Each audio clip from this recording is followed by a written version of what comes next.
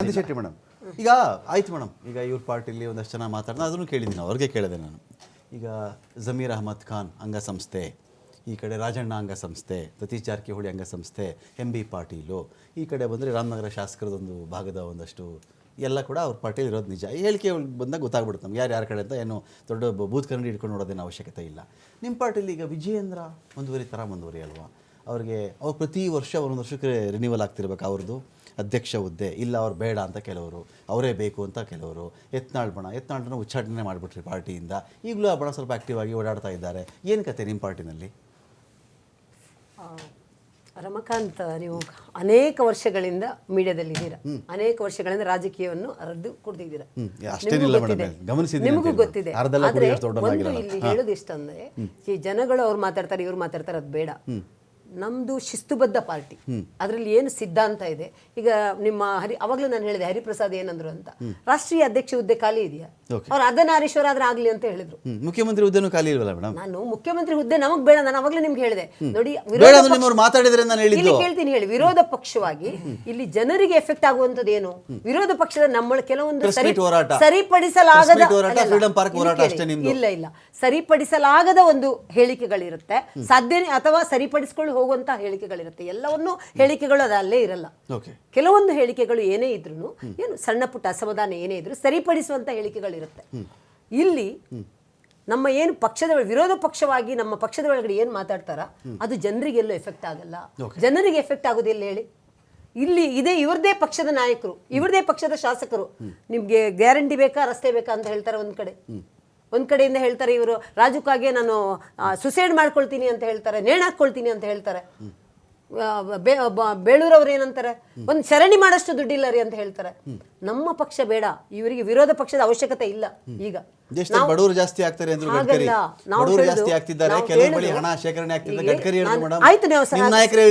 Central ಬರ್ಬೇಕು, central ಬರ್ತದೆ. ಈಗ ನೀವು ಕರ್ನಾಟಕದ ಬಗ್ಗೆ ಮಾತಾಡ್ತಿದ್ದೀರಾ, ಕರ್ನಾಟಕದ ರಾಜಕೀಯದ ಬಗ್ಗೆ ಮಾತಾಡ್ತಿದ್ದೀರಾ. ಈ ವಾಹಿನಿ ಮುಖಾಂತರ ಜನರಿಗೆ ನೋಡೋರಿಗೆ ಅರ್ಥ ಆಗುತ್ತೆ ಅಂತ ಅಂದ್ಕೊಂಡಿದ್ದೀನಿ.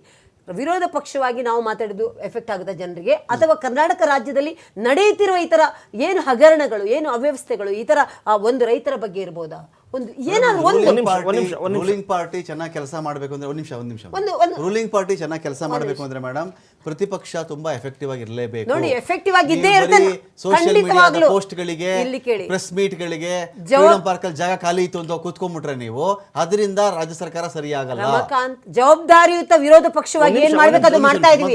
ಇವತ್ತು ಕಾಂಗ್ರೆಸ್ ಪಕ್ಷದಲ್ಲಿ ಒಂದು ಯಾವ್ದಾರು ಇಂಥದ್ದು ಸರಿ ಇದೆ ಅಂತ ಹೇಳಿ, ಒಂದು ಯಾವ್ದಾರು ಇಂಥದ್ದು ಚಿಕ್ಕ ಸಣ್ಣ ಪುಟ್ಟದ ಮತ್ತೆ ಹೇಳ್ತೀನಿ, ಲಾರಿ ಇವತ್ತು ಏನು ಪಡಿತರ ಚೀಟಿ, ಪಡಿತರ ಇದು ಸಾಮಾನ್ಯ ದಯವಿಟ್ಟು ಸುಳ್ಳು ಸುದ್ದಿ ಹಬ್ಬಿಸಬೇಡಿ. ನಿನ್ನೆ ಅವರಿಗೆ ಪೇಮೆಂಟ್ ಆಗಿದೆ 265 ಕೋಟಿ ವಾಪಸ್ ತಗೊಂಡಲ್ಲ ಮೇಡಮ್, ಮುಷ್ಕರ ವಾಪಸ್ ತಗೊಂಡಿಲ್ಲ. ದಯವಿಟ್ಟು ಬೇಕಾದ್ರೆ ತೋರಿಸ್ಬಿಡ್ತೀನಿ. ಒಂದು ನಿಮಿಷ ನಾನು ಹೇಳುದು ಇವತ್ತಿನ ಪೇಪರ್ ಅಲ್ಲೂ ಏನಿದೆ ಅಂತ ಹೇಳಿ, ದಯವಿಟ್ಟು ಒಂದು ನಿಮಿಷ ನಾನು ಬೇರೆ ಸುಳ್ಳು ಹೇಳ್ಬಿಡಿ. ದಯವಿಟ್ಟು ಪ್ರತಿಯೊಂದನ್ನು ನಿಮ್ಗೆ ವಿರೋಧ ಪಕ್ಷವಾಗಿ ಅಥವಾ ನಾವು ಪ್ರೊಟೆಸ್ಟ್ ಮಾಡಿದ್ಮೇಲೆ ನಿಮ್ಗೆ ಜ್ಞಾನೋದಯ ಆಗುತ್ತೆ. ಅಲ್ಲಿವರೆಗಡೆ ಜ್ಞಾನೋದಯ ಆಗಲ್ಲ. ಎಲ್ಲೆಲ್ಲಿ ಏನೇನಾಗುತ್ತೆ ನಾವು ಹೋಗಿ ಪ್ರತಿಯೊಂದನ್ನು ಹುಡುಕಿ ಹೇಳಿದ್ಮೇಲೆ ಅವ್ರಿಗೆ ಜ್ಞಾನೋದಯ ಆಗುತ್ತೆ. 111 ಕೋಟಿ ಮಕ್ಕಳ ಸ್ಕೂಲ್ ಶೂಸ್ಗೆ ಪಾಸ್ ಆಗಿದೆ ಮೊನ್ನೆ ಮೇ ಮಂತ್ ಅಲ್ಲಿ. ಇವಾಗ ಶೂಸ್ಗೆ ಬೇರೆ ಕಡೆ ದಾನ ಮಾಡಕ್ ಹೋಗ್ತಾರೆ. ಒಂದೊಂದು ಬೇಡ, 111 ಕೋಟಿ, 35 ಅದು ಪ್ರೌಢಶಾಲೆಗೆ ಇಷ್ಟು ಅಂತ ನನ್ನ ಲೆಕ್ಕನೇ ಇದೆ. ನಾನು ಇಲ್ಲಿ ನಿಮ್ಮ ವಾಹಿನಿಯಲ್ಲಿ ಮಾತಾಡ್ಬೇಕಂದ್ರೆ ಅಂಕಿಅಂಶ ಮಾತಾಡ್ಬೇಕಂದ್ರೆ ಸುಮ್ನೆ ಮಾತಾಡ್ತಾ ಇಲ್ಲ, ಆಯ್ತಾ. ಇವರು ಇಷ್ಟು ಪಾಸ್ ಆದ್ರೂ ಕೂಡ ಅಲ್ಲಿ ಮೊನ್ನೆ ನಿಮ್ಮ ಇದ್ರಲ್ಲೇ ನಾನು ನೋಡಿ ಚಾವಣಿ ಸೋರ್ತಾ ಇದೆ, ಅಂತ ಜಾಗದಲ್ಲಿ ಮಕ್ಕಳಿದ್ದಾರೆ. ಸ್ಕೂಲ್ ಪರಿಸ್ಥಿತಿ ಏನಾಗ್ಬೇಕು, ರೈತರ ಪರಿಸ್ಥಿತಿ ಏನಾಗ್ಬೇಕು. ಒಂದು ಟ್ರಾನ್ಸ್ಫಾರ್ಮರ್ ಹಾಕ್ಬೇಕಾದ್ರೆ 15,000 1.5 ಲಕ್ಷ ಮಾಡ್ತೀರಾ. ಒಂದು ಜನನ ಮರಣ ಪತ್ರ ಒಂದು 20 ರೂಪಾಯಿ. 2 ವರ್ಷಗಳ ಹಿಂದೆ ಚಾವಣಿ ಬಹಳ ಗಟ್ಟಿಯಾಗಿತ್ತು. ನೋಡಿ, ನಾನು ಹೇಳುದು 2023 ಮೇ 20ಕ್ಕಿಂತ ಮುಂಚೆ ಚಾವಣಿ ಕಟ್ಟಡ ಎಲ್ಲ ಗಟ್ಟಿಯಾಗಿತ್ತು. 2 ವರ್ಷಗಳ ಸೋರಕ್ ಶುರು ಆಗ್ಬಿಡ್ತದೆ. ನಿಮಗೆ ಗ್ರಾಫ್ ಬೇಕಂದ್ರೆ ಗ್ರಾಫ್ ಕೊಡ್ತೀನಿ ನಾನು. ಅಪರಾಧಗಳ ಸಂಖ್ಯೆ 45% ಜಾಸ್ತಿ ಆಗಿದೆಲ್ಲ ಈಗ ಮೊದಲಿಗಿಂತ. ಈಗ ಅದಕ್ಕೇನು ಹೇಳ್ತೀರಾ? ಪ್ರತಿದಿನ ನೋಡಿದ್ರೆ ಮಹಿಳೆಯರ ಬಗ್ಗೆ ಇರ್ಬೋದು, ಅಥವಾ ಕಾನೂನು ಸುವ್ಯವಸ್ಥೆ ಬಗ್ಗೆ ಇರ್ಬೋದು, ಅಥವಾ ಒಂದು ರೈತರ ಬಗ್ಗೆ ಇರ್ಬೋದು, ಅಥವಾ ITBT ಯಲ್ಲಿ ಇವರು ಪ್ರಿಯಾಂಕರ್ಗೆ ಇವರಿದ್ದಾರೆ, ಒಂದು ಲಕ್ಷಾಂತರ ಜನರಿಗೆ ಇವರಿದೆ ಅಂತ ಹೇಳಿದ್ರು ಕೆಲಸಗಳಿಲ್ಲ, ಅವ್ರಿಗೆ ಕೆಲಸ ಕೊಡೋದಾಗೆ ಇರ್ಬೋದು. ನೀವು ಮಾತಾಡ್ತಿದ್ದೀರಾ, ಮಾತಾಡೋದಕ್ಕೆ ಪ್ರತಿಯೊಂದಕ್ಕೂ ಮಾತೆತ್ತಿದ್ರೆ ಬೆಟ್ಟು ತೋರಿಸೋದು ಕೇಂದ್ರ ಕೇಂದ್ರಕ್ಕಲ್ಲ.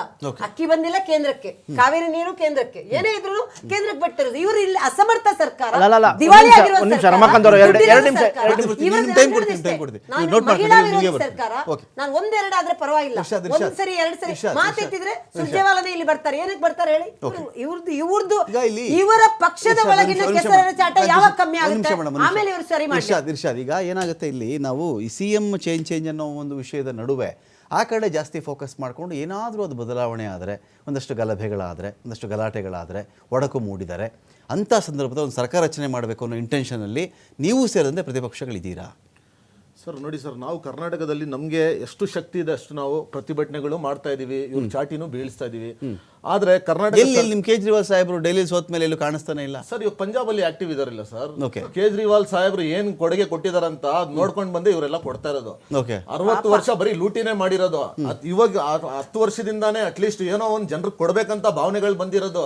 ಅದಕ್ ಮುಂಚೆ ಬರೀ ದುಡ್ಡು ಮಾಡ್ಬೇಕು, ನಮ್ಮ ಮನೇಲಿ ಇಟ್ಕೊಂಡ್ಬೇಕು, ನಮ್ಮ ಫ್ಯಾಮಿಲಿ ಅವ್ರು ನೋಡ್ಕೊಳ್ಬೇಕಂತಾನೆ ರಾಜಕಾರಣಿಗಳು ಯೋಚನೆ ಮಾಡ್ಕೊಂಡು ಬಂದಿದ್ದು. ಕೇಜ್ರಿವಾಲ್ ಒಬ್ರೆ ಏಕೈಕ ವ್ಯಕ್ತಿ ಅವ್ರು ತೋರ್ಸ್ಕೊಟ್ಟಿದ್ದು ಸರ್ಕಾರಿ ದುಡ್ಡಿಂದ ಜನರಿಗೆ ಒಳ್ಳೇದ್ ಮಾಡ್ಬೋದು ಅಂತ. ಇವರೆಲ್ಲ ಏನ್ ಮಾಡ್ತಾ ಇದ್ರು? ಇಲ್ಲಾಂದ್ರೆ ಯಾರಿಗಾದ್ರೂ 100 ರೂಪಾಯಿ ಕೊಡ್ತಾ ಇದ್ರ? ಇವಾಗ ಅಟ್ಲೀಸ್ಟ್ 2000 ಗೃಹಲಕ್ಷ್ಮಿ ಅಂತ ಹೇಳ್ತಾ ಇದ್ರೆ, ಆವಾಗ ಗೃಹಲಕ್ಷ್ಮಿನೂ ಗೊತ್ತಿರ್ಲಿಲ್ಲ ಇವ್ರಿಗೆ, ದುಡ್ಡು ಕೊಡೋದು ಗೊತ್ತಿರ್ಲಿಲ್ಲ. ಕೇಜ್ರಿವಾಲ್ ಬಗ್ಗೆ ಬೇಡ, ಸದ್ಯಕ್ಕೆ ಕರ್ನಾಟಕದ ಬಗ್ಗೆ ಮಾತಾಡೋಣ. ನಾವೇನಕ್ಕೆ ಕರ್ನಾಟಕದ ಬಗ್ಗೆ ಚರ್ಚೆ ಮಾಡ್ತೀವಂದ್ರೆ, ಒಂದು ಸರ್ಕಾರ ಇದೆ, ಒಂದು ಜನರಿಗೆ ಏನಾದ್ರೂ ಒಳ್ಳೇದಾಗತ್ತೆ ಅಂತ. ಆ ಸರ್ಕಾರನು ಅಪೋಸಿಷನ್ ಪಾರ್ಟಿಗಳು ಹೆಂಗ್ ಅಡ್ಜಸ್ಟ್ಮೆಂಟ್ ಆಗಿದಾರಂದ್ರೆ, ಇವರು ಸಿಎಂ ಅನ್ಕೊಂಡು ಡೈಲಿ ಟೈಮ್ ವೇಸ್ಟ್ ಮಾಡ್ತಾರೆ. ಇವ್ರು ಅಪೋಸಿಷನ್ ಲೀಡರ್ ಬರೀ ಅದು ಏನೋ ಆಟಕ್ಕಿರೋ ಒಂದು ಅಪೋಸಿಷನ್ ಲೀಡರ್ ಅಂತ ಇಟ್ಕೊಂಡಿದ್ದಾರೆ. ಯಡಿಯೂರಪ್ಪ ಅವ್ರ ಹೆಸರಿದೆ, ಆ ಹೆಸರಿಂದ ಮೇಂಟೈನ್ ಮಾಡ್ಕೊಂಡು ನೋಡಿ ಮೇಡಮ್, ಬಿಜೆಪಿಯಲ್ಲಿ ಯಾರು ಮಾತಾಡ್ತಾ ಇದ್ರು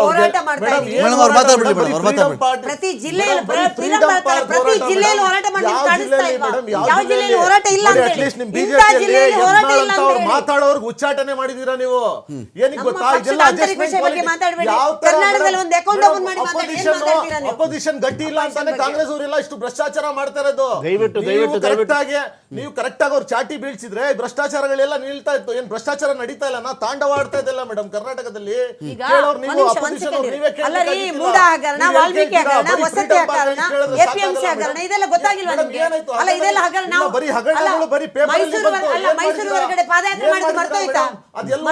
ಎಲ್ಲೋಯ್ತು? ಬರೀ ನಡ್ಕೊಂಡು ಹೋದ್ರಿ, ಅಡ್ಜಸ್ಟ್ಮೆಂಟ್ ಪಾಲಿಟಿಕ್ಸ್ ಪದೇ ಪದೇ ಹೇಳ್ತಾ ಇರ್ಬೇಡಿ ಮೇಡಮ್. ನೋಡಿ, ನಿಮ್ ಪಕ್ಷ ಕಡಿಮೆ ಅಂದ್ರೆ ಒಂದ್ 25 ವರ್ಷ ತಗೊಂಡು ಒಂದ್ ಸೀಟ್ ಗೆಲ್ಲಕ್ಕೆ. ನಾವು ಅಟ್ಲೀಸ್ಟ್ 10 ವರ್ಷದಲ್ಲಿ 2 ಸ್ಟೇಟ್ ಗೆದ್ದಿದ್ದೀವಿ. ಗುಜರಾತ್ ಅಲ್ಲಿ ಕಾಲಿಕ್ಕಿದೀವಿ. ಇವಾಗ ಬರೋ 1-2 ವರ್ಷದಲ್ಲಿ ಗುಜರಾತ್ ಇಂದ ನಿಮ್ಗೆ ಓಡಿಸ್ತಾರ ಜನ ಬಿಜೆಪಿ ಅವ್ರಿಗೆ. ಈ ದುರಂಕಾರ ಮಾತುಗಳು ಬೇಕಾಗಿಲ್ಲ ಮೇಡಮ್. ಯಾವ್ದು ಪಕ್ಷ ನೋಡಿ ಜನ ಯಾರ್ಗ ಆಶೀರ್ವಾದ ಮಾಡ್ತಾರೆ ಮೇಡಮ್, ಪ್ರಜಾಪ್ರಭುತ್ವದಲ್ಲಿ ಯಾರ್ ಜನ ಆಶೀರ್ವಾದ ಮಾಡ್ತಾರೆ ಅವರೇ ಸರ್ಕಾರವನ್ನು ನಡೆಸೋದು. ನೀವು ಯಾವಾಗಲೂ ಬಿಜೆಪಿ ಅವರು ನೀವು ಅಕೌಂಟ್ ಓಪನ್ ಮಾಡಿಲ್ಲ ಮೇಡಮ್, ಜನ ಆಶೀರ್ವಾದ